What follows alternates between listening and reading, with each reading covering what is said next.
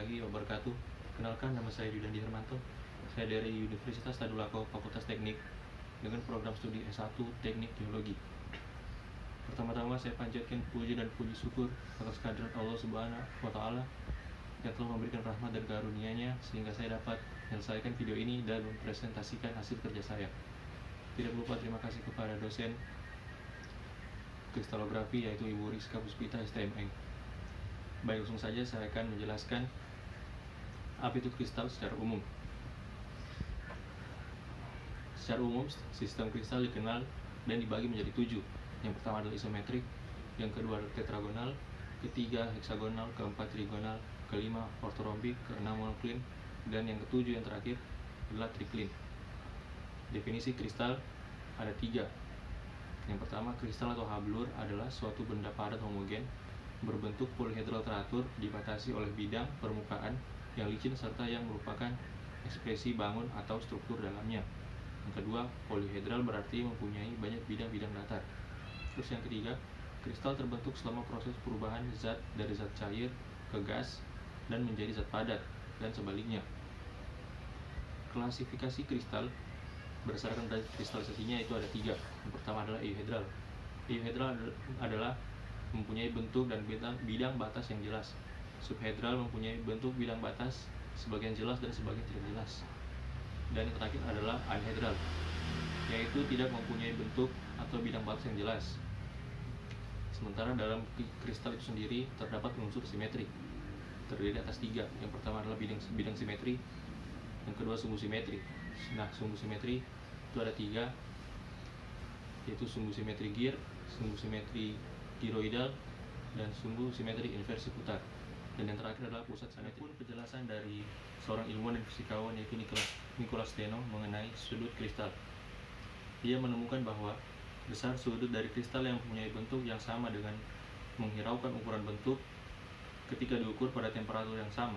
Jadi ketika kristal tumbuh pada kondisi yang ideal atau tidak, nilai sudut interfasial pada beberapa bentuk kristal dari jenis mineral yang sama akan bernilai sama, sehingga teori ini disebut hukum Steno atau konstanta nilai sudut interfasial. Saya akan mendeskripsikan mengenai sistem kristal. Itu sistem kristal tetragonal dengan mineral powellite. Kita akan langsung mulai mendeskripsikannya. Yang pertama adalah sistem kristal. Sistem kristal dari peraga ini adalah tetragonal, kelas kristal tetragonal dipiramidal, dan bentuk dari kristalnya adalah tetragonal bipiramid. Terus kita masuk ke unsur simetri. Di sini kita memiliki 3 sumbu A, B, C. Kita mulai dari sumbu A terlebih dahulu.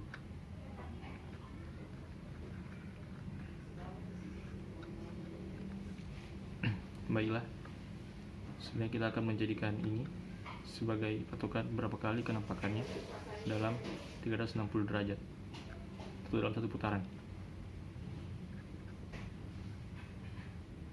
1, 2, berarti sumbu A bernilai 2. Langsung ke sumbu B. Sama saja kita jadikan ini sebagai patokan. Oke, mari kita putar. 1, 2, berarti sumbu B bernilai 2. Kita pindah ke sumbu C. Kita putar supaya gampang untuk melihatnya. Kita akan jadikan ini sebagai patokannya. Jadi kita mulai dari sini. 1, 2, 3, 4. Oke. Berarti sumbu C bernilai 4. Oke, jadi dalam penulisannya yaitu ada 2 sumbu yang sama dan 1 sumbu yang berbeda. Jadi cara menulisnya 2A2, berarti 2 sumbu bernilai 2, dan A4 yang artinya 1 sumbu bernilai 4, yaitu sumbu C. Oke, masuk ke bagian sudut. Kalau kita lihat tidak seperti bipiramidal pada umumnya yang ujungnya runcing, yang ini berbentuk persegi, yang berarti sudut dari peraga ini ada, tidak seperti yang pada umumnya. Sekitar sini ada persegi 4, berarti sudutnya ada 4. Sini ke sini sini ke sini, terus dari depan sini, sini dan ke sini. Oke, berarti ada 4 sudut. Oke, kita akan mengetes pada salah satu sudutnya. Ini. Jadikan ini sebagai kenampakannya. 1, 2, 3, 4. Akan kembali ke tempat sebelumnya, dan berarti nilai 4, dan itu akan berlaku ke semua sudutnya. Berarti ada 4 sudut bernilai 4 di dalam penulisannya, 4A4. Selanjutnya kita akan lanjut pada diagonalnya, dimana bidang ini atau praga ini memiliki 6 diagonal. Itu bisa dilihat 1, 2, 3, dan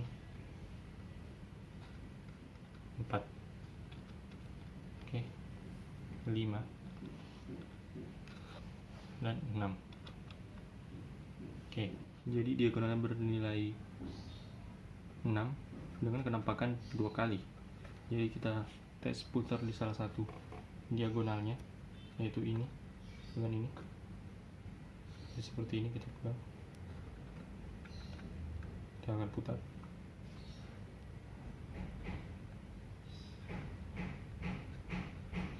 Satu,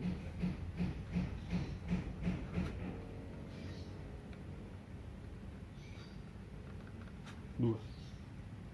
Jelas berarti kenampakannya 2 kali ketika diputar sebanyak 360 derajat, yang berarti ada 6 diagonal dengan 2 kali kenampakan, berarti nilainya 6A2. Kita akan masuk ke bidang pencerminan dan bidang plane-nya atau tidak memiliki pencerminan. Oke, jadi di kristal ini memiliki 3 pencerminan atau 3 mirror.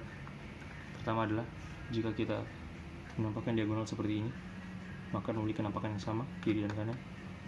Jika kita menampakkan juga dari sebelah sini, dari atas, yang pertama kan dari sini, jangan ke belakang, yang dari sini dan ke sana juga akan bernilai sama. Nah, yang terakhir adalah kita potong dari tengah seperti ini. Nah, itu akan bernilai sama atau memiliki kenampakan yang sama, yang berarti adalah 3M, 3 kenampakan dengan yang sama atau 3 mirror. Nah, sedangkan yang plane-nya adalah 2.